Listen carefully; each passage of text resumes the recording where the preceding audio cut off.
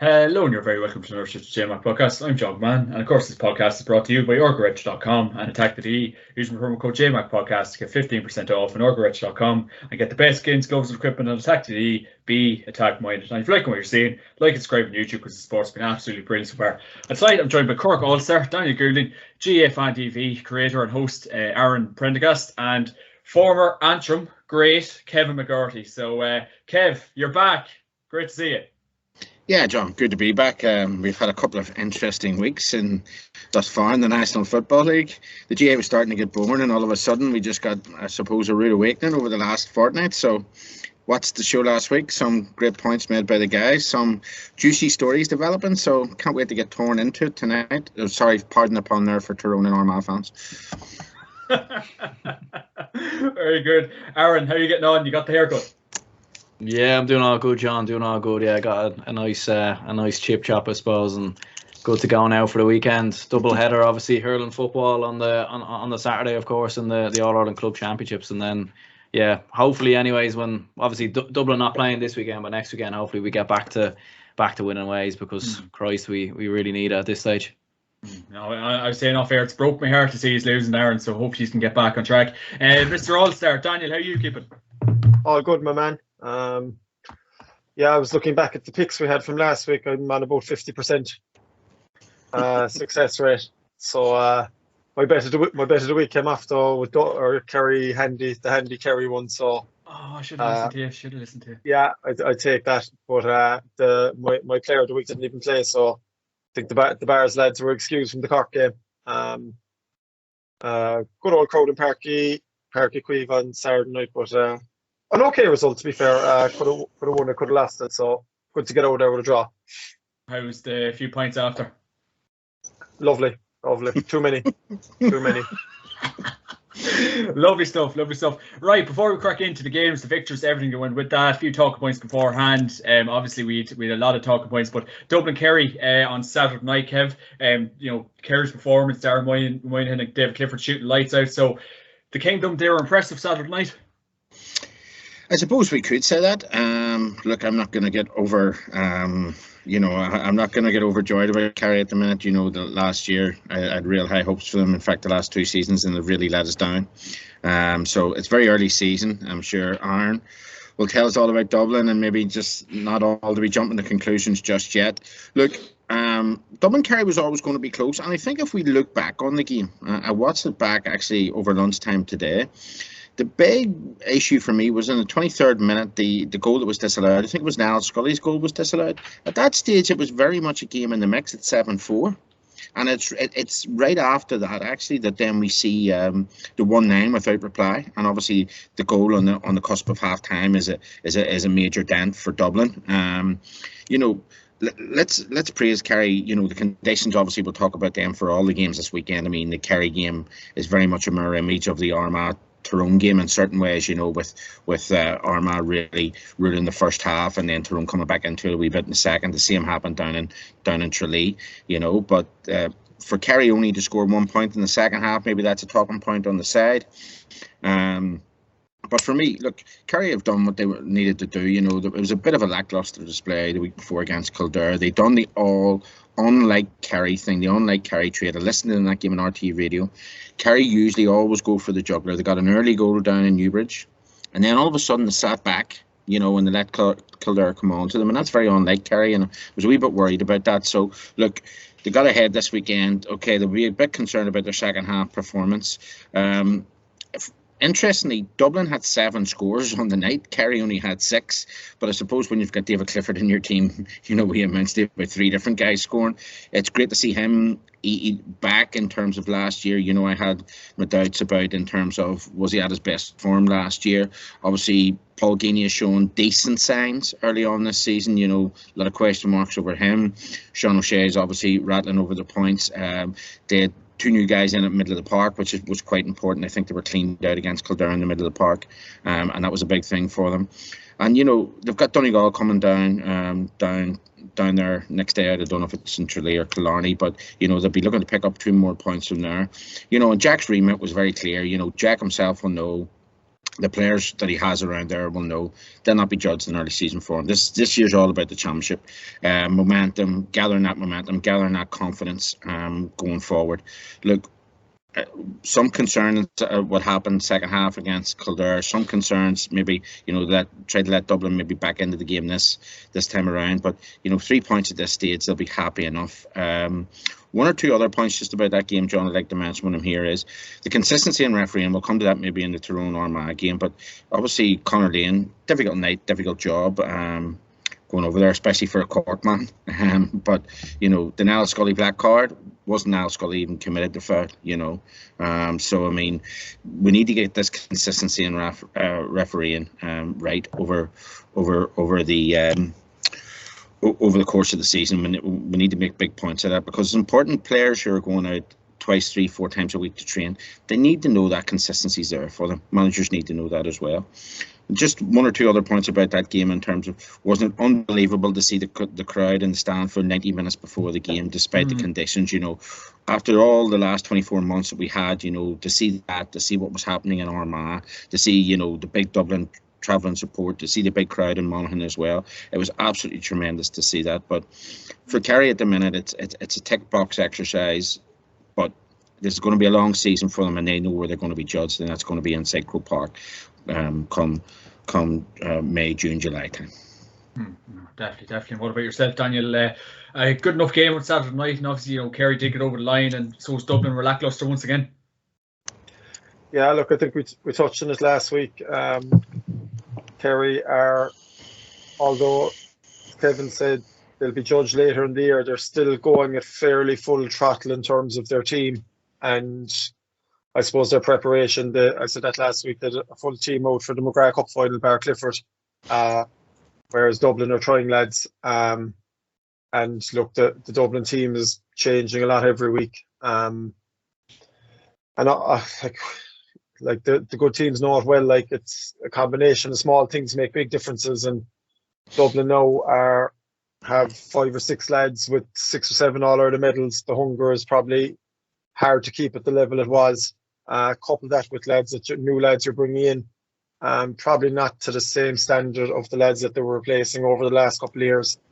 And look, I think that there's no denying Dublin as well are not as disciplined, I suppose, in terms of just general discipline on the pitch. And secondly, their game plan is not as disciplined as it was under Jim Gavin.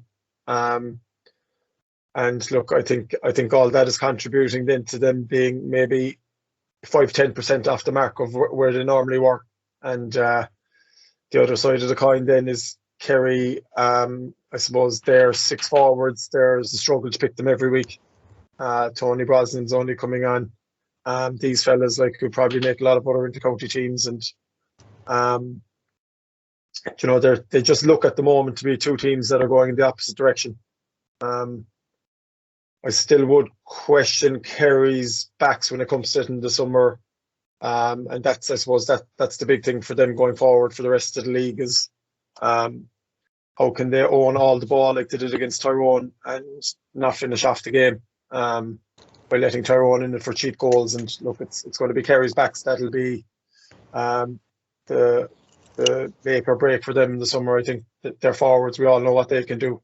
And Clifford will keep them in every game once he's on the pitch, but it's when the Tyrones and the Armaghs will come along again and put pressure on them defensively, it'll be interesting to see how they react. Definitely, Dan. And Rumble in the Jungle on Sunday, Aaron. So was the verdict on the brawl in Armagh?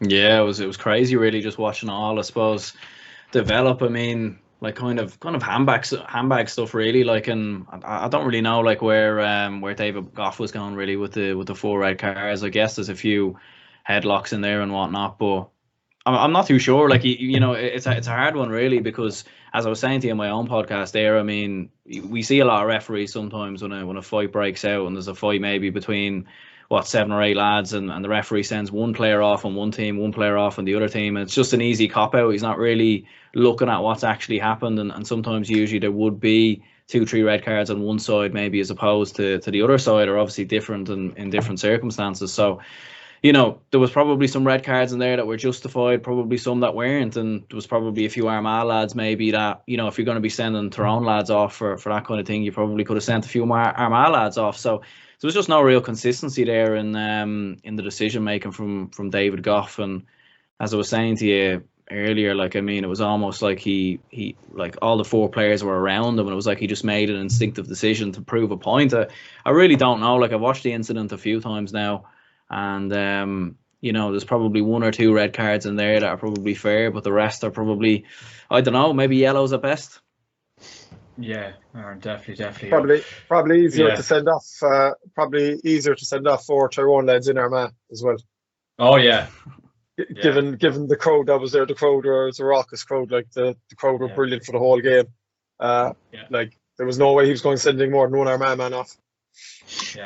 John, we also have to take into account here, you know, what the referee's report will be coming. I see Kieran McGeary this evening and Peter Canavan. Really, there's no comment coming from them because obviously they don't want to really look through the prejudge what the referee's going to say. But Kieran McGeary did apologise, Kevin. Like, yeah, he's apologised, but I mean, under the letter of the law, in terms of what's in the GAA rulebook, you know, what are these red cards for? Of the 3 guys, I think McCabe, McKiernan, and certainly Peter Hart definitely get guys in headlocks. But is that realistically? Are we looking at that as a sent off offence? The other thing is here, Aaron's made a good point. If we look at the Mayo-Meath match in 1996, which was akin to a riot we would have seen on the TV in Watts or in Harlem in the 1960s, where people were brandishing weapons, basically, in Croke Park, you know, on All-Ireland final day, it was absolute mayhem, you know. The punches flying everywhere, boots were going in, if I remember rightly. John McDermott absolutely volleyed somebody's head, you know, and there was 2 sent off for that, you know. And all of a sudden here we have a lot of boys outside. It looks as if they're outside a nightclub. You know, some of them look like members of One Direction that done their hair beforehand. You know, pushing in handbags at one another. Is this realistically what we're coming to? I mean, I think it's being blown out of all proportion. Realistically, we've seen much worse in the GAA, and people get away with much worse. And I think I shared this earlier into our WhatsApp group. Dermot Conley gets James Dolan in 2013 in the headlock in a match and is given a yellow card for it. And again, comes back to my point I made about Conor Lane earlier on, getting the wrong guy. The consistency has to be there for players. The rules have to be there for players that are clear, you know, and it's going to be very interesting to see what the referee's report says, and very interesting to see how the GAA authorities take this out. Now, I've seen Oisin McConville on another podcast this week saying that, you know, he would like to see the authorities coming down hard to stamp this sort of behaviour out. Now, that might be the case, but you can't really deal retrospectively with what the GAA law is. You have to, you know, if it's not a red card offence, then these lads have to get off. And we have to be realistic. There has been worse incidents than this. So, look, it's been blown out of proportion because of that rivalry, because there was such a big crowd at the game. And the video's online too. Yeah, but I mean, as Aaron's rightly said, we've seen much worse. So, I mean, I think we'll have to, you know, calm down a bit and move on from it very, very quickly, because we have seen worse. And you know what? If anything, the lads will get a 1-match ban, they'll move on, and it'll be highlighted to other players up and down the country that sort of behaviour, getting somebody in a headlock or pushing, will not be accepted for the rest of the year. Well, which podcast did you get McConville on, Kev? It's like Stardust these days. It was on the. He was actually very good with Shea McGuigan on the BBC one this week. So excellent. Brilliant. Go check O'Shea out. Right, first game, lads. We had a quick chat about it, but we'll get into it. Kerry 115, Dublin 11 points in Austin Stack Park on Saturday night in the round 2 of Division 1. So, lads, we'll sink our teeth into it properly now. So, Daniel, in fairness, we go back to it, but it really was a lacklustre Dublin performance, and Desi Farrell has more questions than answers once again. Yeah, absolutely. And look, it's the murmurs and the quiet talk around the place is in full flow. Aaron might be able to delve more into it, but like, it's totally the opposite of what we've come to know Dublin over the last number of years. Usually there's nothing gets out of the camp.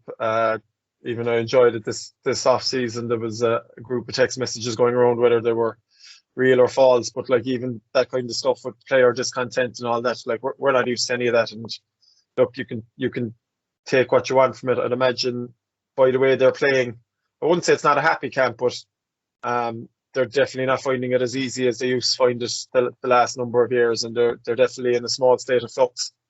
Look, there's no denying they'll still, I'd assume, win Leinster, and they'll still be in the business end, and it's better for this kind of small bit of instability to happen the first two games of the league, where they can work on it. And look, they'll probably have Con back and James McCarthy and another couple back as well that'll strengthen it. And Dublin are still going to have a very strong 15 at the end of the day, but I suppose the air of invincibility that we're so used to is slipping away by them at the moment. It's continued from last year when Mayo beat them, and how they kind of very own Dublin kind of fell apart in the second half of that game in extra time, and it's continuing. And I think I mentioned it already. Look, they're trying new lads as well, and to be fair to them, they're not at the level of the lads who've done it before.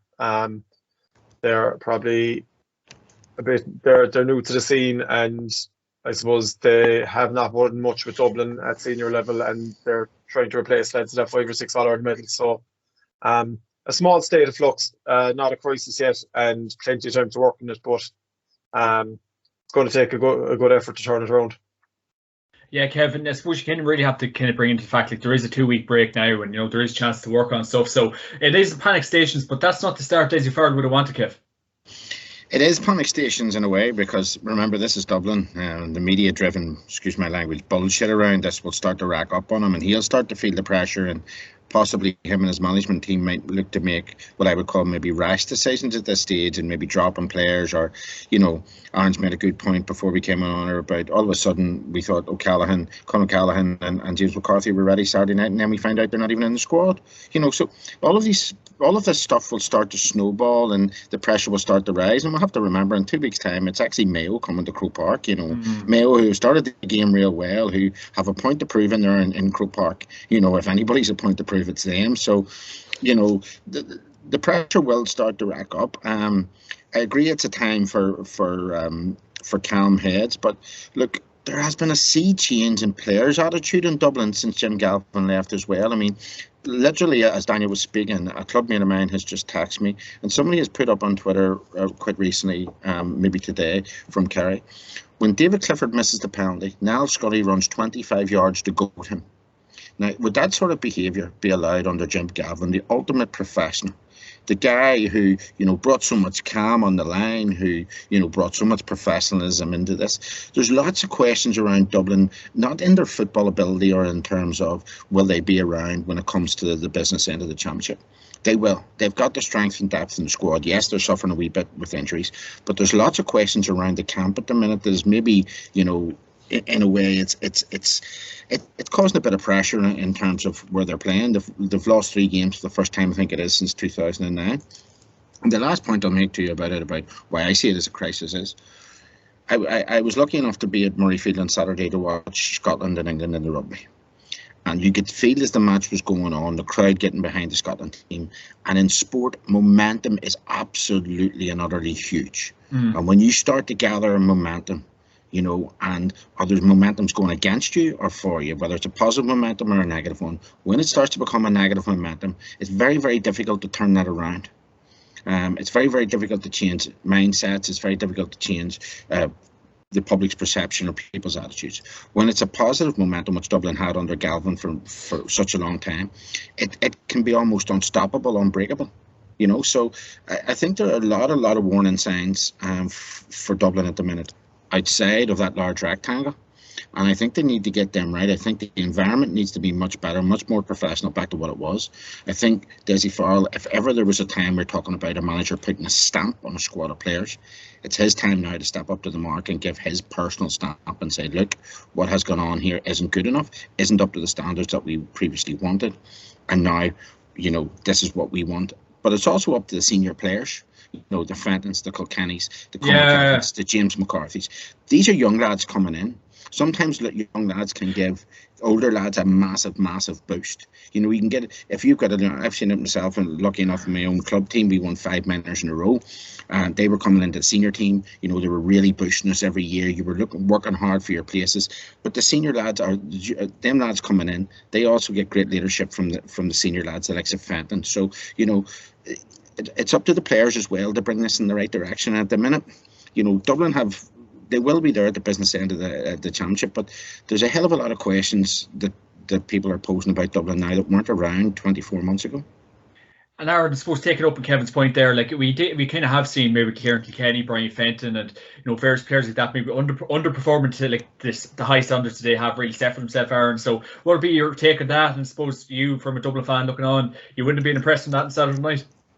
No, definitely not. Like, and I know we were saying earlier about maybe some of the young lads coming in and not hitting the ground running, but I think it's such a, it's so hard for them to hit the ground running, really. And even in the Armagh game, to be fair, I thought Lorcan O'Dell and Cameron McCormack actually done well when they came off the bench. They were actually probably two of the better players that day. So you can't really fault the younger lads too much, I don't think, because usually under Jim Gavin, he'd sort of quietly introduce new players, and it would be new players being introduced with a whole host of experience and players obviously playing at the peak of their powers. So yeah, I'm not too sure what it is. There seems to be definitely some underwhelming performances in there. Like Dean Rock really hasn't looked particularly brilliant really since 2020. You could arguably say since that final.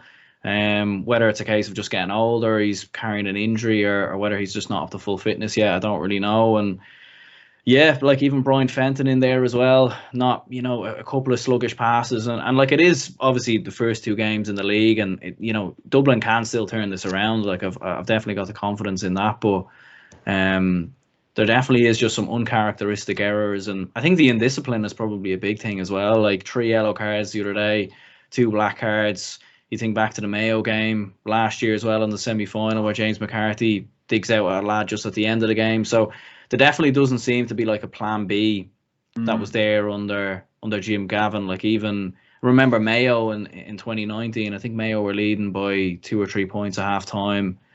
Getting under Dublin's skin. Dublin looked frustrated. There didn't seem to be much energy about Dublin, and then they produced probably the best opening quarter or third quarter performance we've probably ever seen from Dublin. So there doesn't seem to be much case of that under Desi Farrell, and it does seem that when the going gets tough, there's indiscipline and messing and just lots of carry on, really. And yeah, I suppose it doesn't bode too well for the future. Yeah, interesting times for the Dubs. Who would have thought we would have been saying that at the start of the league? But there we are, there we have it. And in the next games on Sunday, we had 3 good games, in fairness, now I must say. So the first game you had Armagh and Tyrone in the Athletic Grounds. It was Armagh 2-14 and Tyrone 14 points. And as we were kind of saying at the start of the show, kind of Royal Rumble, nearly you could describe this game. But Daniel, a good win for Armagh. Kieran McKinney will be delighted with that one. Yeah, look, and again, we'd highlighted it last week. I suppose Tyrone coming off the back of the All-Ireland success, which is always hard to handle in many ways. I suppose having reached the peak, there's bound to be, between celebrations, team holidays, they're probably a few weeks behind the curve and everyone else. And then the opposite of that, you have Armagh, who look like they've probably been training flat out for the last 3 months. They really are. Not saying they've peaked, but they're really at the top end of their conditioning. And I suppose, look, it's still refreshing. There's still there's a lot of kick passing out of them, and I suppose they're very adventurous, to be fair to them, in their attacking play. And look, Rian O'Neill at the moment is doing it all. Super player, and look, can travel the pitch and nearly dictate the game. And like just impressed with them generally. Again, so like I suppose they're gone in hammer and tongs. Might be hard to keep it going for the year, and especially with Ulster being such a minefield. But I suppose they are the in-form team at the moment, and unless other teams around them pick it up, it's hard to see them actually dropping a lot of points in this league. And Daniel, do you agree with Stephen McDonald's comments yesterday in the Irish News that Rian O'Neill is the best player in the country at the minute? I suppose it is a small sample size. He's probably the in-form player whether he's the best player in the country at the moment. You obviously have Clifford, and it's been talking about player of the year this time of the year is probably a bit of a stretch in for anyone. It's people are at different fitness. I'd rather judge how good players are in the summer, being honest with you. But yeah, look, obviously a supreme talent, and like it is improving every year, and no doubt if Armagh are to be successful in the league and the summer, a lot of it's going to be down to him. What about yourself, Kev? You're taking Armagh Tyrone on Sunday? Well, the first thing is welcome to Armagh back to the party. I think they were in a disco in 2002 and 3, and then they went to the toilet, and now they've all of a sudden come back. So welcome back to the big time for them. It's great to see, that rivalry there, to see 14,500 inside the athletic grounds again. The place absolutely buzzing. Paul Hurdy, I think, had an orgasm on Sunday evening by the sounds of it. We still haven't got that man on yet. He's a minute.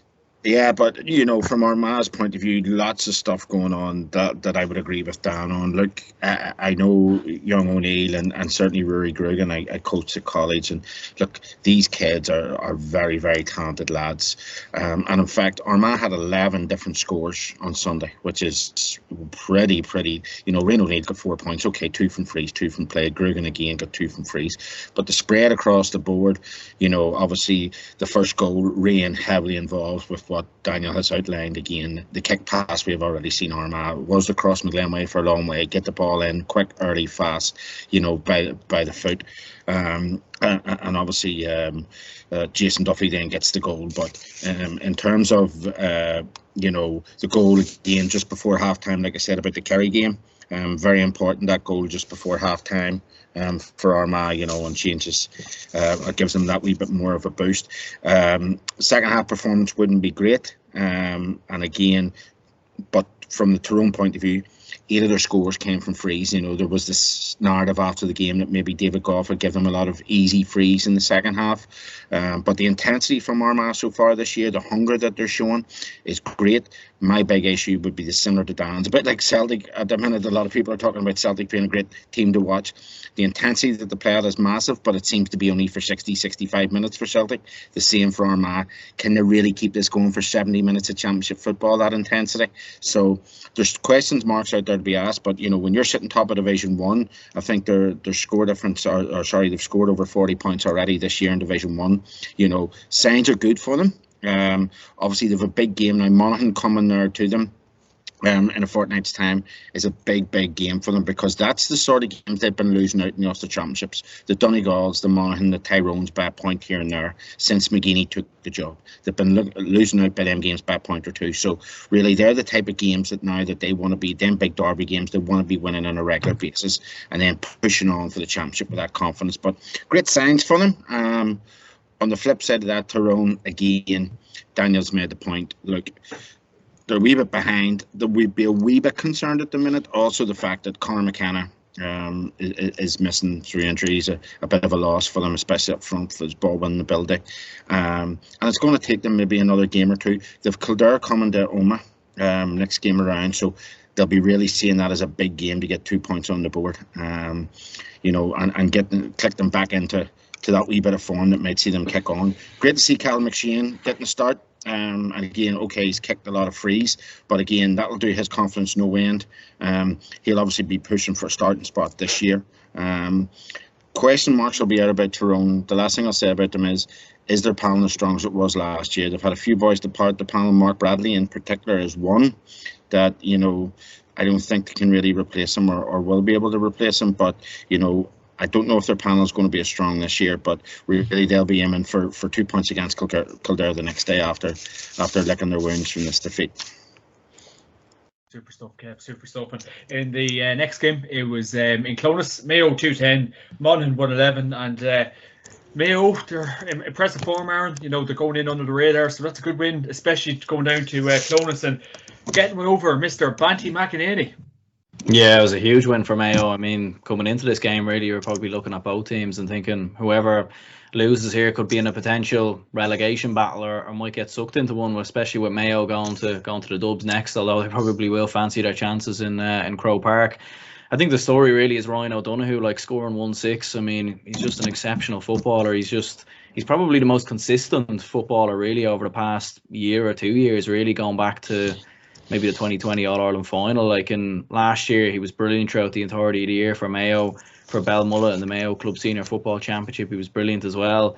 He's adding goals to his game, kicking brilliant points. And, you know, I do think he's probably in the conversation as well for maybe one of the best footballers in the country. I really do. Like, and Jason Doherty coming back in there, great addition. Probably, does he offer the same as Tommy Conroy? I'm not sure. Is he as good as Tommy Conroy? Maybe not, but he'll definitely add something to that Mayo team. And I suppose for Monaghan, it's the same old story really, where they're better at chasing games rather than closing games out. And you know, they nearly won the game at the end as well. So it's a difficult one to take for Monaghan, but it's a hard one to judge. Like I think this game probably could have went either way, but I think Mayo will be fairly happy coming out with a win. What about yourself, Daniel? As I was saying to Aaron in his podcast on Monday night, Banty really would have been looking at a win there, because really Monaghan are a league team and he wants to build momentum for the year ahead. Yeah, look, probably disappointing from Monaghan's point of view. And again, look, you look at they're struggling for scores, and I suppose it's their Achilles heel.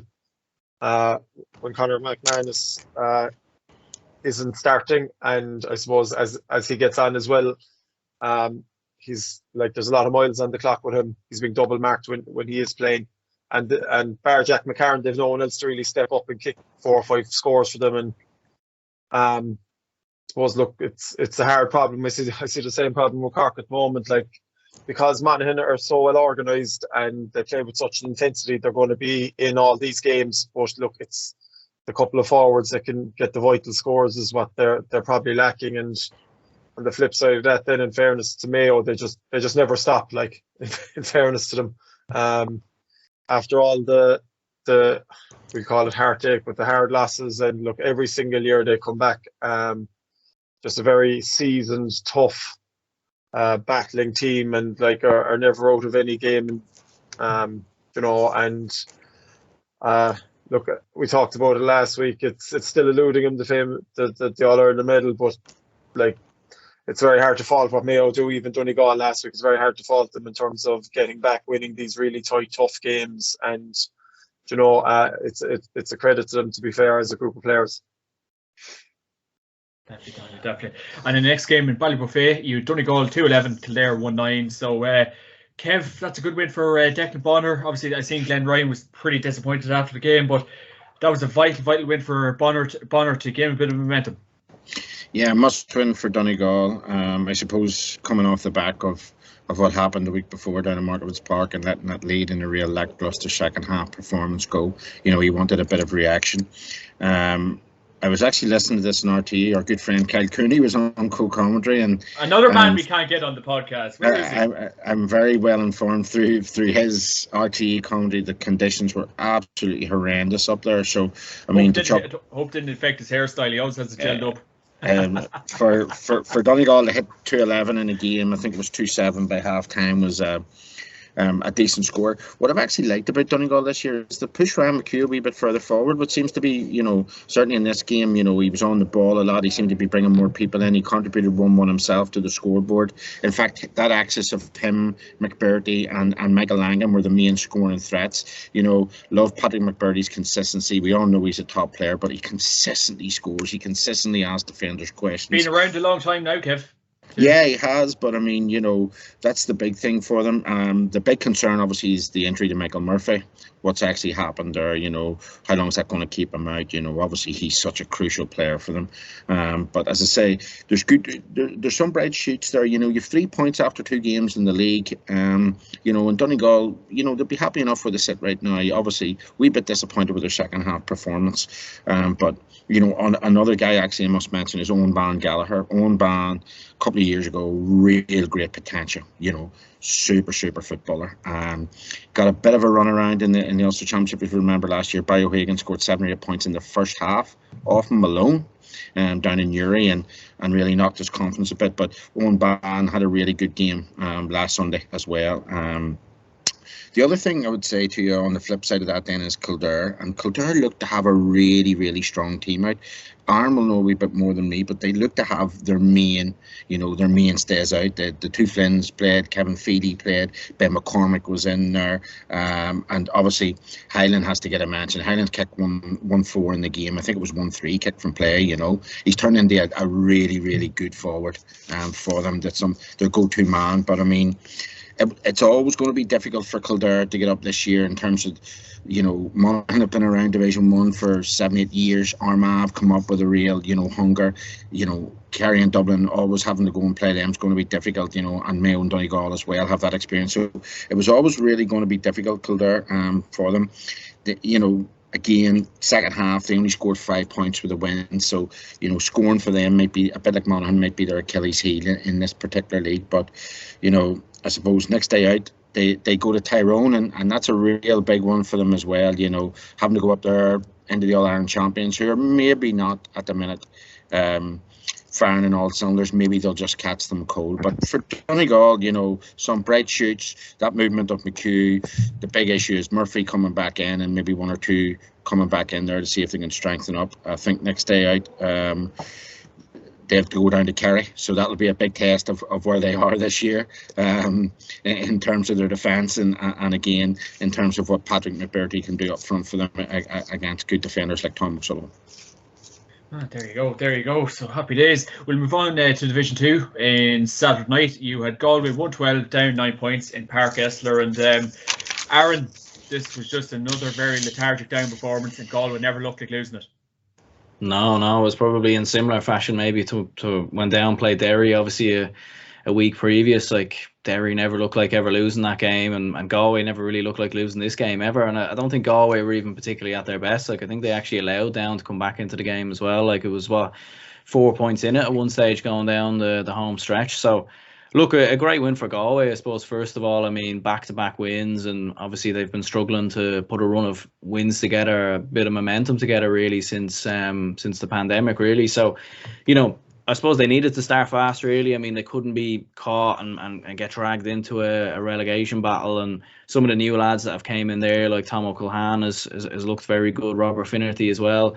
So, Jack Lynn. So I think there's a lot of positives there with Galway. And yeah, from a Down point of view, I mean, it's not looking great at all, really, is it? I mean, back-to-back defeats and all the amount of changes within the panel as well, all the players not there, and, a lot of players obviously playing with Kilcoo at the minute, but will they even commit to Down? I really don't know. So, yeah, Down's a little bit all over the place at the minute, and it's a shame, really, because I think it'd be great to see Down back at the top table, or at least competing. And, if they had all their players available to them, would they survive relegation? Maybe, but at this moment in time, it's looking quite bleak for them in terms of avoiding relegation to Division 3.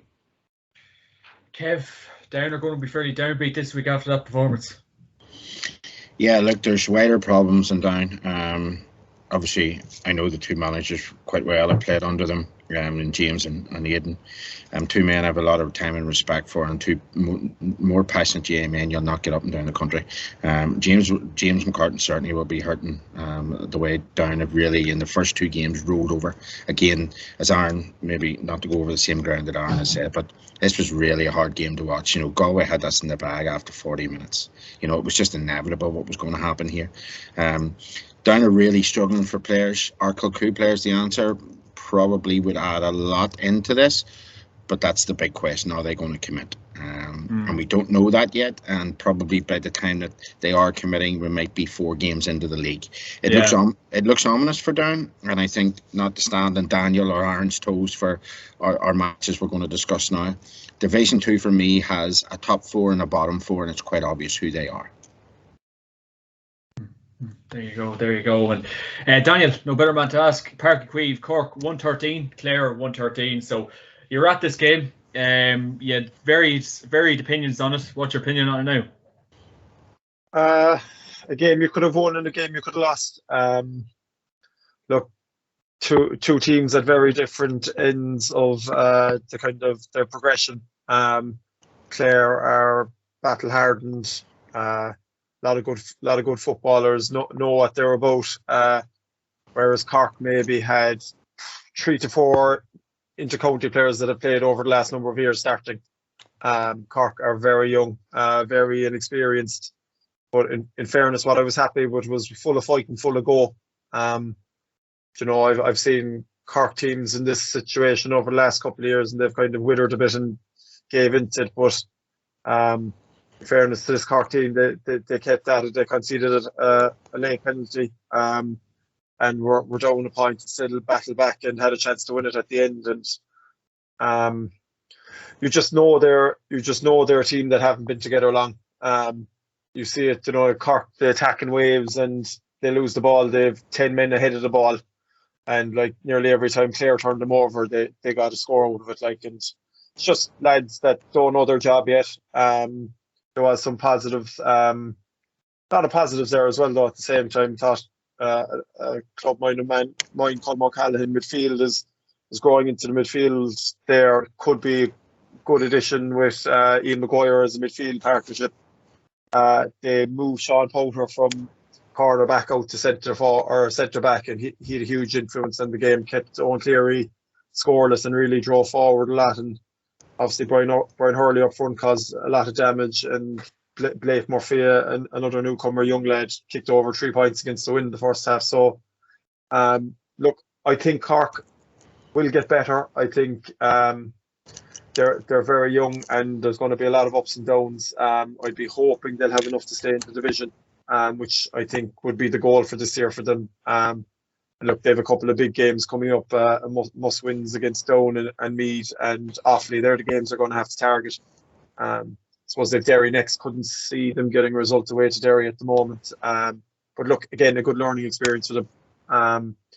And look, a game that another day they would have lost, so you'll take the point. Dan, I have to ask you, I was watching the football pod with James and Paddy today, and I reckon you never could miss, and you roasted Paddy Andrews in a college game. So what's the verdict and all that? I definitely marked them. Yeah, roasted him was probably a bit of a stretch, but that's what he said. We'd say I got a couple of scores off him anyway. She's regarding Mrs. Freeze. I said at you on the WhatsApp today, Miss 345's up in Longford in the qualifier and they finished me.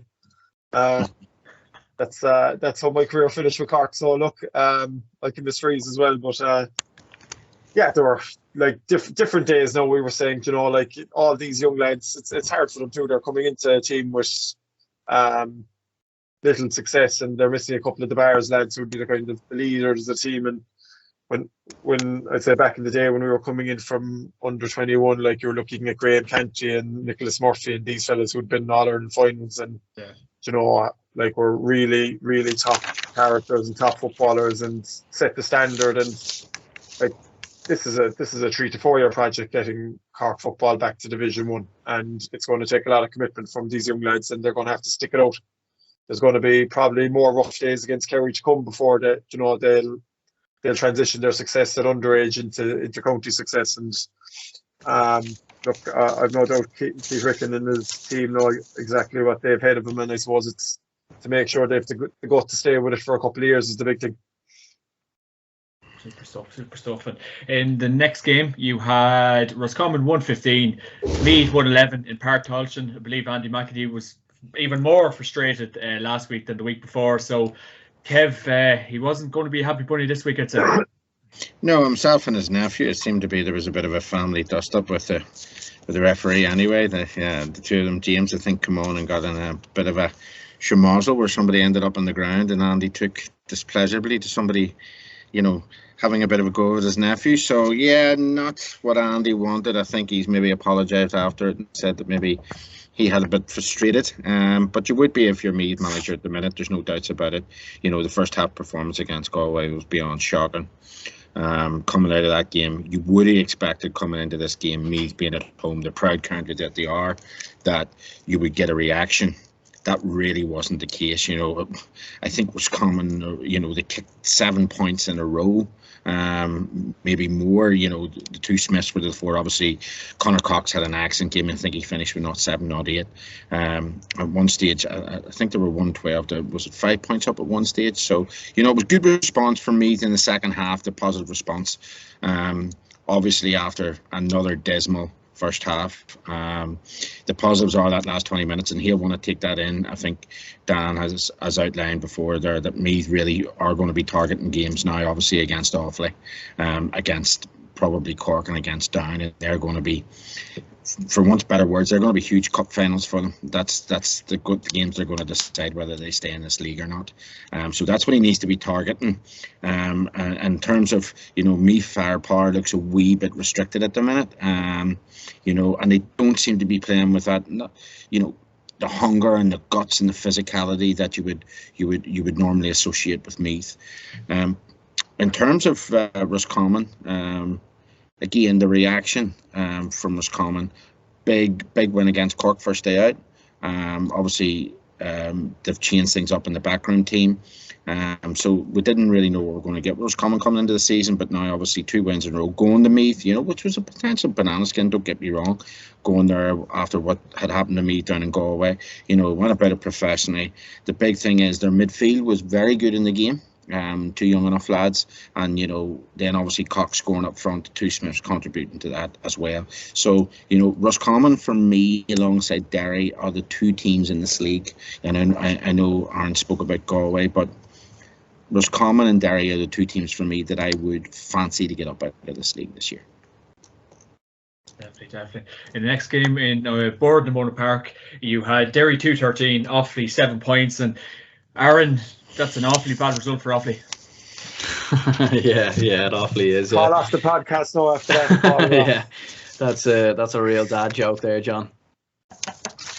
You know what I'm like, Aaron. You should be used to me at this stage. Go on. Yeah, no, absolutely. I mean, look, Derry were cruising really from start to finish, and I think the big thing really from an Offaly point of view is obviously not having Keane Farrell in there, who's obviously injured at the start of the year. Doesn't seem to be much really of those under 20 lads coming in. And I know sometimes you say, oh, well, you don't want to rush those lads in too early. But if you have the players there, you might as well get them on the pitch and give them a bit of game time. And I think it would have been a good opportunity to play them and give them a bit of time. But look, it's probably one of them things with Offaly where maybe in a couple of years down the line, they'll be a lot more suited to Division 2. They'll be a young enough team. They're probably not just at the level just yet, and they are coming up against probably the best team maybe in this division, obviously scoring 2-13 and winning their opening 2 games. Still have a couple of lads to come back into the team as well, and Shane McGuigan coming back in there with 1-6, obviously a huge performance from himself. And Derry are looking very, very good, I think, at the minute, and I think the fixture list probably suited them as well. The opening 2 games playing down and Offaly, like, it was 2 good games to have when a couple of your players are still missing. So, yeah, Derry are looking good, and I think the most interesting thing will be to see how Derry get on against the likes of your Roscommons and your Galways as well. But yeah, fantastic start, and for Offaly, like, Division 3 is probably looking very likely at this stage, unless they go and produce a bit of a miracle. But look, there's still 6 games to go, but you would be worried for them at this stage. Wait and see. Move on to Division 3. Kev, no better man to ask. Carrigan Park. First game of the weekend was Limerick 2-9, Antrim 11 points. So not the result Mr. McGinley was looking for. No, and personally I was expecting this to be a very tight game. As I said to you on the podcast numerous times last year, I've been quite impressed with Limerick. As I said, I seen them in Belfast maybe 2, 3, 4 years ago in Division 4. Big, strong, physical team. Billy Lee has them going well. The big issue here for Antrim was when you're on your home patch, like any of the team in the National League, you want to start well. Antrim conceded 2 goals after 10 minutes. And when you're doing that, no matter what league you're in, you're going to be in big diffs. The other big issue was that the goalkeeper, who's usually very reliable for them, young Oisin Kerr, he gave away 2 or 3 stray kickouts, which in fairness, again, and this is where I'm going to praise Limerick, is they punished Antrim for that. And Antrim's slow start was just, it sums up the game. That's it. There's, after 10 minutes when you're 2-3 to basically no score down, you're chasing shadows. And in fairness to Antrim, after half time, they did come back. They were 6 down at half time, and I suppose, in the second half, they picked up a bit. Oran Eastwood scored 2-3 overall, which is good to see. As I say, I've still my doubts about Oran's physical size inside. And Antrim, in fairness to Enda and Stephen, they blooded a couple of new players. There's a young lad in Jimmy Gribbon, Pat Shivers is in the squad as well. So, you know, they're going to learn. As Aaron said, you know, the young lads have got to learn, and the best way to do it is in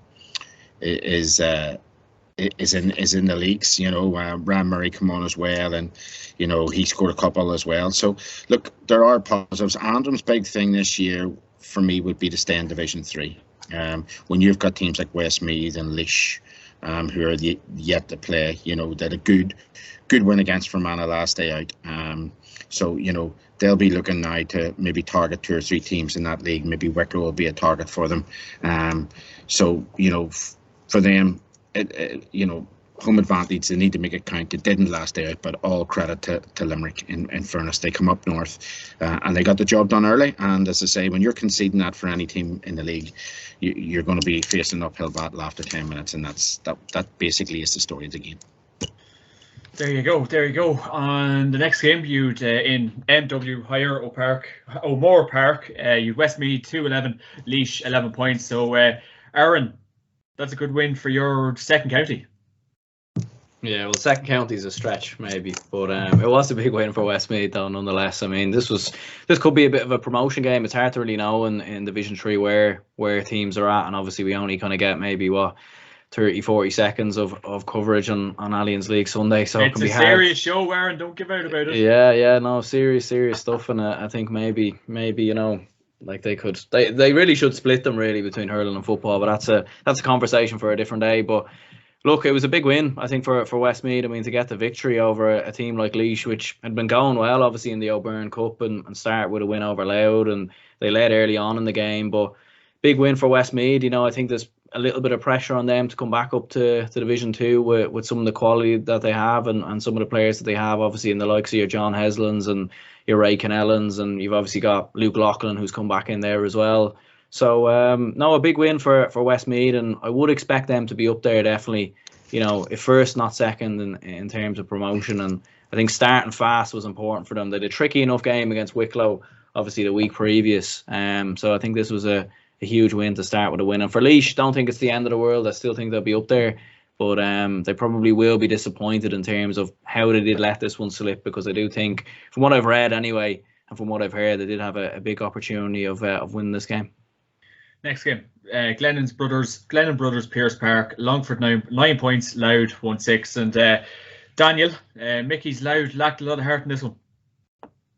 Yeah, look, I was happy enough with my call in this. I gave you zero analysis on it last week, but I still said it was definitely going to be a draw. So wouldn't be like it. Yeah, so look, I think as Samuel Wright kicked 11 or 8 minutes into injury time to get the draw, and look, again, I'd agree with what Aaron says. It's just an awful pity we don't get to see more of these games. Even like the TG Cahir model, where they show the scores, like something like that, even where we cut down on all the analysis and we just get the scores for all these games. Because, like, you know, like there is some corkers of games there as well, like this one, 169 points, and for man, I know as well, we probably should have called the draw there as well, but look, would have been rich men this week, Danny Boy. Yeah, but like, as I said, look, for a lot of interested GAA people, very hard to know what's going on unless you see some footage of these games. And very hard to even analyse them, to be honest with you. There you go. The truth hurts, Division 3. The truth hurts. But this was a good game. Wicklow 110, Fermanagh 2-7. And Kev, have you ever been up in Auckland before? Yeah, I've been in Auckland before. Caveman, all sorts of fellas running. I think Fred Flintstone and Barney Rubble were running right in the last time I seen up there. So, yeah, it's a place. It's a unique place in itself. So the commentary box is some crack. Do you hear it? Jesus. Oh, no, it's a hard place to go, and Fermanagh found that out to their detriment. You know, after such a good start, you know, again, this story is quite similar to the Antrim Limerick game in that. Fermanagh got a good start away from home, you know, and looked in the ascendancy 2-4 up and 2-4, 2 points up at half time. And you think with a lead like that, even though the wild conditions we had across the country last year, you can hang on to it. But I mean, Wicklow surge in the last 10-15 minutes was exceptionally good, and I'm sure Colin Kelly would be really happy about that. You know, if they can build Rockham as a bit of a fortress, then they will pick up points against teams down that end. Again, you know, echoing what Aaron says, we're looking here at Laois and we're looking at Westmeath and possibly Limerick as the top 3 teams in that division, and then everybody else can take points off each other. So, you know, when the team shows character to come back like that, especially at home, especially knowing how important points are in that league, you know, I'm sure Colin Kelly's very happy with. On the flip side, I think a bit like the Cork project that Daniel talked about a while back, Kieran Donnelly himself, being a school teacher, having been involved in a lot of underage in Fermanagh, then he would know the exact project that he's on. This will be a while before we see a bit of a resurgence in Fermanagh, in my opinion. Look, I spoke about momentum earlier on. Fermanagh have been on that downward trajectory for quite a while. You know, what he needs to do this season is stop that slide, keep them in Division 3 and then try to build something. So their main aim again will be just staying in the division, trying to take points off the likes of Longford and Laois in the coming weeks, or sorry, Longford and Louth in the coming weeks, and see if he can keep them in that division. But it will be ultra competitive down the end of that division, you know, as we move, you know, into game days 4, 5 and 6, them matches will become even more important to them teams. Definitely. Division 4, where all the scores seem to be happening. You have another win for London here. So in Ruislip, it was London 112, Waterford 2-8, and Aaron, the London men keep going marching on. Yeah, no, fair play to them. I mean, this might go on to maybe be one of the stories of the year if London can keep finding wins and keep finding results, and you know, a huge result really. And obviously Liam Gavahan in there, I mean, he was exceptional, of course, the first day out. Didn't score obviously in this game, but I mean, a whole host of good players in there, and fair play, huge win. I mean, you would probably look at it and think, when you see what happened to Carlow obviously against Sligo, we'd probably say, okay, maybe, you know, Carlow probably the weakest team in this division at the minute, and Waterford have never really been up there really challenging for Division 4. But it's a huge result for London, 2 wins back to back, considering they haven't played obviously in 2 years. I think it's a huge achievement really for London, and you know, I don't think they will get promoted, but the fact that they're up there right now, I think speaks volumes. And if they can take a scalp at home to the likes of your Wexfords or anything like that, who knows, they might just sneak into a potential top 3, top 4 place with a game to go, and after that you just never know. But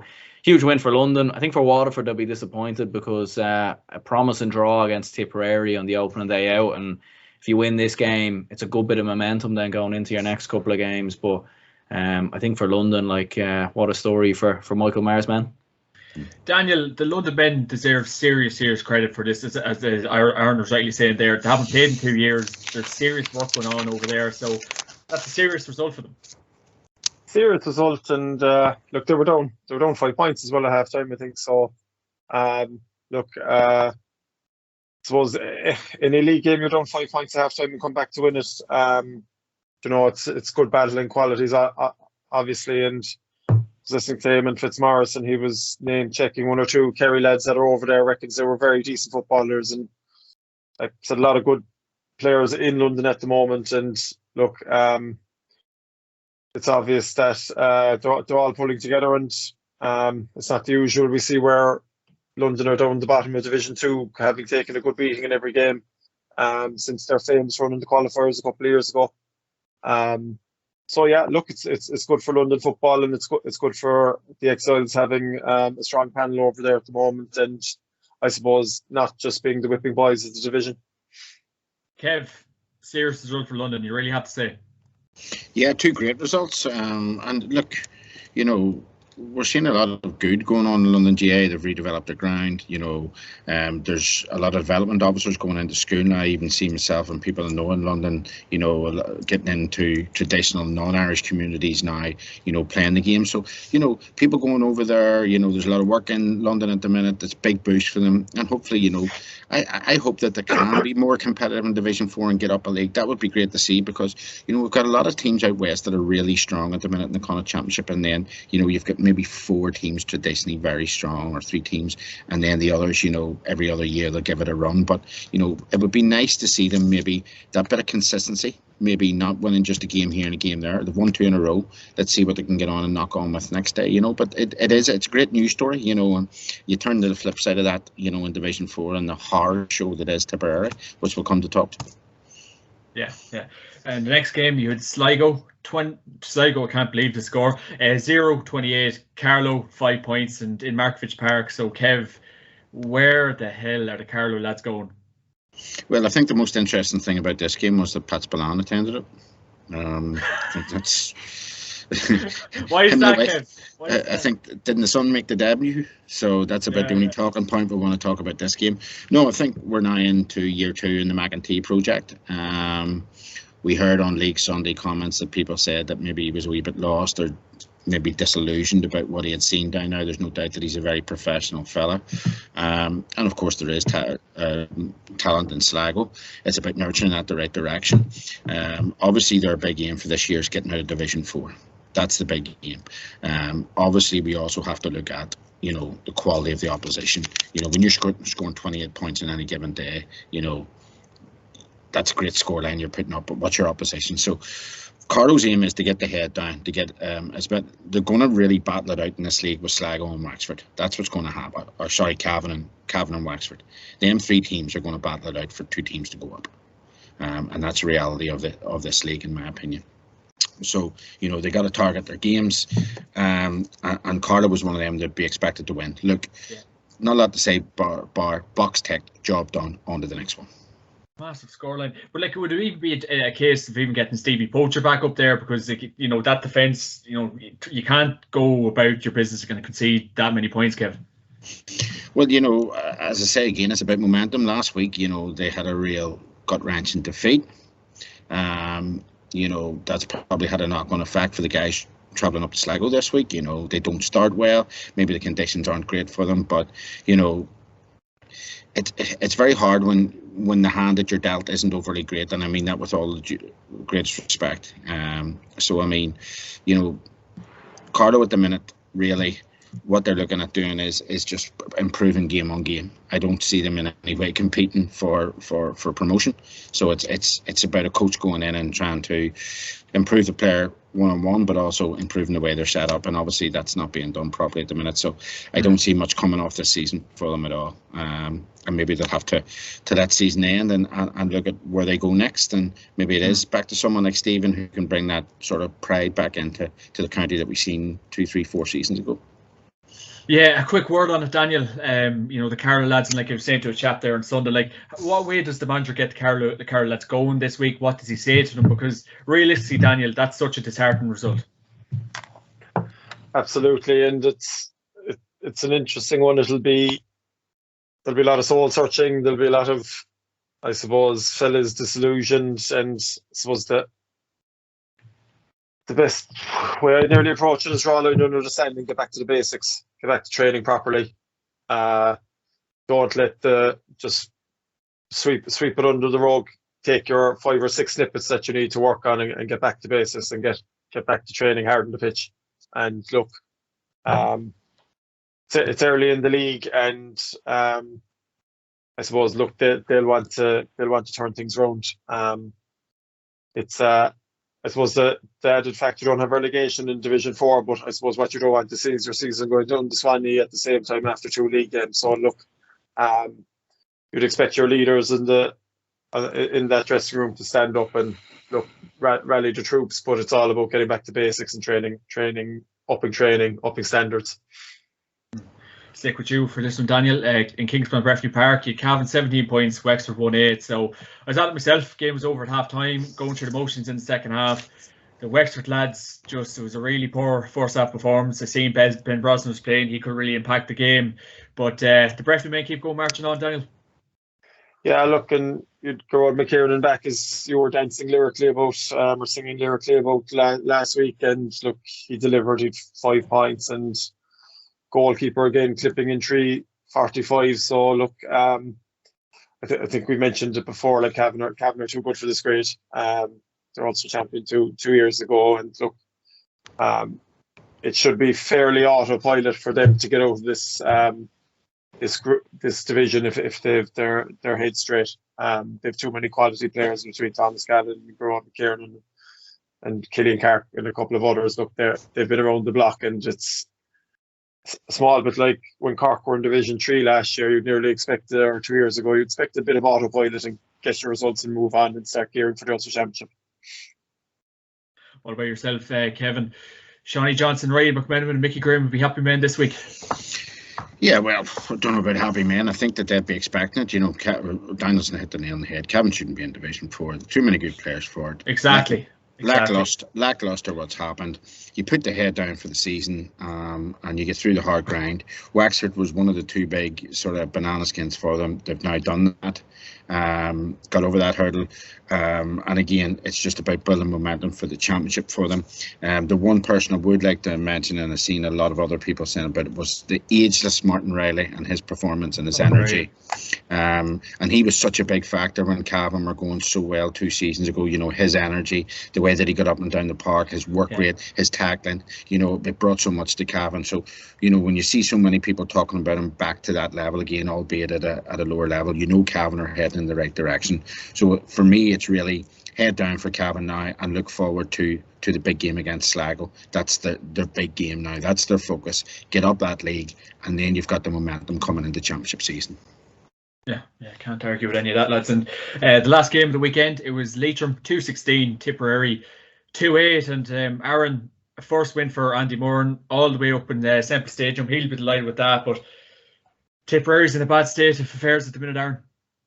Yeah, they are. Like, and I mean, Conor Sweeney kicked 1-6, and I think he kicked 7 points against Waterford when they finished with 11 points. So, you know, there's no fault on him. Like, he's still producing the same level of performance that he was producing. Obviously, that won him the All-Star in 2020, and yeah, it's hard to really know kind of what's gone wrong there. I mean, obviously they've had a lot of lads opting out and players retiring, and obviously Colin O'Riordan's away in AFL, but yeah, it is kind of mad. Like, you'd still expect them to put up a better performance than this, like conceding 2-16 against Leitrim. And obviously, I was saying to you on my own podcast before, like, I think Leitrim are building a very good team there under Andy Moran, like, and getting Emlyn Mulligan back in, Ryan O'Rourke starting again. I think things are looking good for Leitrim, and I think they'll be up there battling for promotion. Whether they do or they don't, I'm not sure. Sligo are obviously looking very good at the minute, and that was a huge win for them over Carlow. But yeah, from a Tipperary point of view, like, it's just extremely worrying times. Like, just looking at it there, like 3 scores in total on the day. And I think against Waterford they 2 scores as well. So looking at Waterford's or looking at Tipperary's current form, like, you'd be very worried. And you know, it's mad to think they won that Munster Championship, but if you were to take that out of the equation, they really haven't done much else in the last couple of years. Daniel, you were shaking your head there. What's your verdict on it? Oh no, I agree, and it's just shows you how things like beating Cork in a Munster final can go to your head. You know, it's been free fall since. Look, I actually thought Tip would win this game, and I thought Conor Sweeney carried him over the line, and look, he didn't let us down either with 2-6. But did you back them? No, I didn't. There's no point in backing games you can't watch. But look, I was just looking there. They lost a lot of players. Like Michael Quinlivan's gone. Obviously, Colin Reardon is around, but like, I was even there. Feehan and Robbie Kiley only coming on. Like, when Tipperary were going really well, these players were their leading lights, and look, their team has changed an awful lot over the last couple of years, and there's a lot of quality gone out of it. And I didn't think the decline would be as fast, but yeah, it's very worrying for them. They're, like, if you look at it, they're probably got to the sixth best team in Munster now at the moment. Even Waterford, who would traditionally have been the worst team in Munster, are after beating them. So yeah, look, very worrying times for a team that won Munster 2 years ago. Unlike Cavan, in fairness, who look like they're rebounding now. Tipperary, unfortunately, are going the other way. Kev, what about yourself? Tipperary's lacklustre performance, but we do have to give credit to Andy Moran. It is a serious win. Haven't said all that. Well, firstly, yeah, let's give credit to Andy Moran. I think Aaron made a good point. He's brought in a couple of players back into the squad who hadn't been about under Terry Hyland, and you know, and Eminem Mulligan, boys like that, they're just going to bring confidence to younger lads who are coming in and playing. They're also, great players in their own right, getting on the scoreboard, bringing other people into the game. So that breeds confidence. Andy Moore coming in as well with the career he's had. People want to go in, maybe play for him. You see that professional setup that he's bringing to it. So, credit where it's due.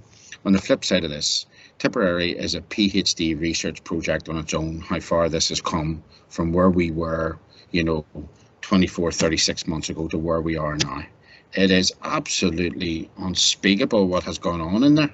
Yes, there's many counties lose players, people emigrate, go overseas, people retire, people get injuries. But, we're looking at possibly the third worst team in the country at the minute. Maybe the second worst team in the country. And I don't know how we can explain it. Harn says Tipperary only had 3 scores. In fact, they only had 2 outfield scores, and one of them only scored a point. The other person scored a point was a bloody goalkeeper. So something has gone on here. Something needs to be done about this, because with a strong Tipperary, Dan's better placed than anybody else to tell us that Munster, when there's a good strong Tipperary there, Munster is well worth playing in, and at the minute we're just getting, I don't know what it is. It seems like we've got a gather up of boys at the Cross and Thurles who throw on Tipperary jerseys and go out and kick a ball about on a Sunday afternoon for fun. That's really what it seems like. This is a shadow of what we've seen. So I don't know where they go from here. Obviously the Waterford defeat last week, again, it'll hit into the soul of them players. But, moving forward, something Tipperary County Board need to maybe look at a review of this, look at a review of what's going on. It wasn't that long ago that we were regularly talking about Tipperary footballers at minor and indeed senior being in Croke Park. So questions need to be asked here, reviews need to be done, and maybe a new strategic plan set out about how they get back up there regularly competing at minor and 21s with Cork and Kerry, which they were doing for maybe 5, 6, 7 years there. I don't disagree with any of that. And I suppose, Daniel, ask you firstly, what was your performance of the weekend? Oh, performance of the weekend. I think I'll go back to my calling of it, but I suppose Kerry kind of quite in the first half, especially taking care of business against Dublin, and I suppose some of the scores they got, and Sean Shea, Clifford, back to their best. Darmoyne with a super goal as well. So I think, Kerry's forwards are in full throttle at the moment, and have been, I suppose, since the start of the season. And probably that'll be my performance of the week in terms of, I suppose, win of the week. I'd probably say Mayo. Then Mayo grounding up the win against Monaghan in a way was probably, as I talked about again, shows the character and the attitude they have in that group as well. Aaron, what about yourself, performance of the weekend? Yeah, I suppose it's hard to look past David Clifford's first half performance really against the Dubs. It was unbelievable stuff really. And as we were saying before, is there even a debate now about him being the best footballer in the country? I don't know if there is. I think he's up there. And the way he moves with the ball it's frightening really, and it's almost. It reminds you even when Messi broke on the scene for Barcelona, the way he just moved with the ball, it was almost unusual, but it was just brilliant. And yeah, I think special mention to Sligo as well. That was a huge win over Carlow, and I think I've seen on Twitter there it was the second biggest win in National Football League history when there wasn't any goals involved. So, that probably tells you how big of a result it was for Sligo, and obviously the downfall of Carlow. But yeah, special mention to them, and big wins for Westmeath in there. But I don't think you can look past David Clifford's performance against Dublin in the first half, in those conditions as well. It was outrageous really. What about yourself, Kev? Special mention to Westmeath, that was basically a top of the table clash to go away the Laois, a resurgent Laois really under Billy Sheehan, getting to the Oberon Cup final and starting the league well. That was a big win for them. So special mention to them. But for me, Dan, you stole my thunder. Mayo going up to win in Clones. People don't underestimate how big a win that is. Clones is a really difficult place to go in the league. Yeah. Traditionally, Monaghan start the league well. All of the big guns have been up there over the last 3, 4, 5 seasons and lost. And Mayo come into this, remember, in the back of an All-Ireland final defeat. The bad news they got with Tommy Conroy. They've had another bit of bad news with Owen McLaughlin in this game, you know. It just seems to be hit after hit after hit, and they keep coming back, you know. And what I really liked about it is when I read the newspaper report about the game the next day, somebody asked James Horn how he felt after the game, and he coolly said, satisfied, you know. So not getting carried away with things, you know. He changed the team up a lot as well. Remember, there was no Ruan or Loftus in from the start as well in that game, you know. So he had changed the team up. I think, you know, he had Cohen in the middle of the park, you know, and he's changed things up. He's introduced one or two new players in there. I still don't think they're getting enough out of Jeremy O'Connor maybe at the minute that we want to see more of. But Anne pointed out earlier the performance of O'Donoghue. When you hit 1-6 in a National Football League game, marking top quality defenders like the Wiley brothers up there, you know, fair play to him, you know. So for me, that was a huge result for Mayo. And, you know, they'll be looking at one more win secures National League Football Division 1A for them next year again. So, yeah, all credit to them. Yeah. Well, a quick look ahead to this weekend. Obviously, there's no games. It'll be the following weekend. But Kilcoo play Kilmacud in the All-Ireland Club final. So, Daniel, what are the thoughts ahead of that one? Hopefully it's a bit better football on display than the two semi-finals. Having watched both of them, they're very... Club football now has actually got the opposite to inter-county. It's nearly door. I thought there were two door games. Just possession, key, holding the ball, catch you on the counter-attack. Hopefully Croke Park will lend itself to a bit more attacking play. I think Kilcoo's time has probably come. I think they're just that bit more seasoned now, and they learned a lot from losing to Corfin. And I think, look, it's Kilcoo's. They've got their scare now off St. Finbarr's. And look, I think it's time that they could turn them over. They could turn the Dubs over in Croke Park, famous victory on away soil.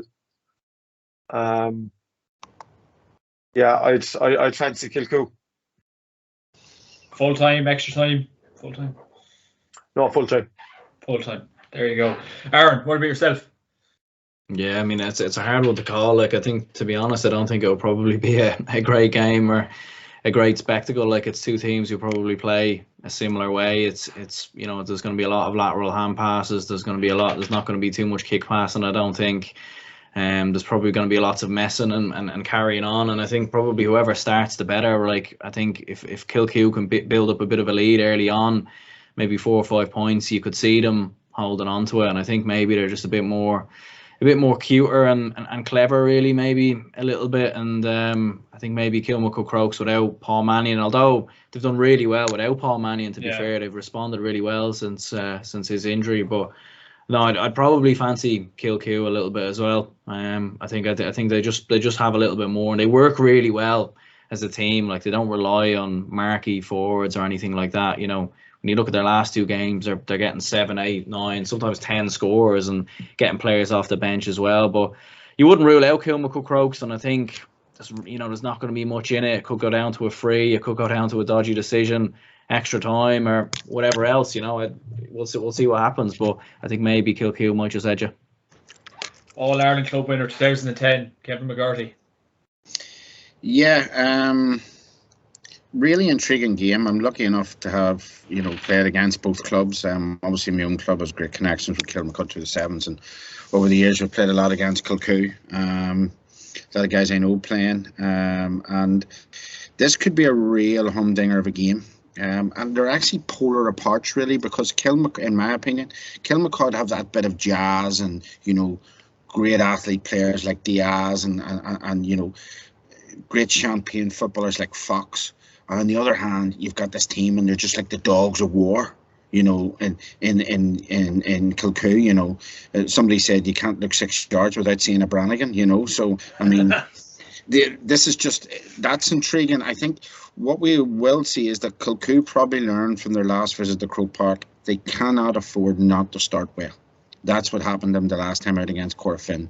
You know, they didn't get off to a good start, and they were always, you know, trying to get back into the match. When you give somebody like Kilcoo, this present Kilcoo team, a foothold in a game, they will punish you. They are a very, very hard team to shake off. You know, they are a very small parish. They're a very committed bunch. They're very hungry. They're very intense. And, you know, that makes up maybe for not having the marquee players that maybe Kilmacud do in certain areas. Kilmacud, on the other hand, I think it's maybe only one or two of this team was around the last time they won the All-Ireland Club, maybe Diaz and somebody else. So a lot of new guys coming in here, new to Croke Park for this. But they're a huge club with huge expectations. For me, there's a lot of pressure on Kilcoo. You know, they've been around an awful long time. You know, they've won 3-4 Ulsters. You know, they were knocking on the door for winning Ulster for 5, 6, 7 years before that. You know, a lot of down championships under their belt. They've travelled a lot of miles. I would hope it is there are, you know, because if any club deserves a club championship, it's them. But, you know, I would just be a wee bit wary whether, you know, that pressure gets to them on the day. And as I say, Kilmacud are not to be underestimated. So, you know what? I'm going to call it a draw and go into extra time. I think with the two sets of players on display, I think that would be a real fitting the end of the club year.